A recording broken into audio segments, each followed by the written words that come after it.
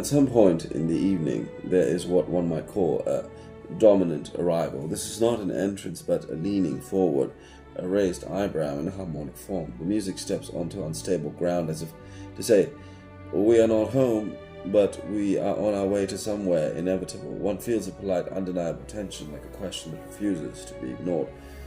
And then inevitably, someone changes the subject. This is called a transition, a social maneuver, a modulation of tone, if not a key. The conversation slips from one idea to another, often with suspicious elegance. You barely notice the floor has shifted beneath you until you are standing somewhere entirely new.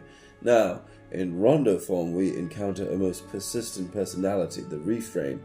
He is a gentleman who keeps returning to the center of the room, retelling his story as though it improves with each repetition. But between his appearances, we are introduced to others. The contrasting middle or episode is the guest who has no obligation to behave. Different key, different mood, different agenda entirely.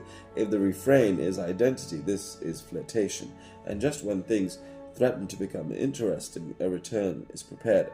This is the retransition. This is the art of coming back without admitting you ever left. The harmony circles, gathers itself, and begins to hint subtly, then unmistakably, that our familiar friend is about to reappear.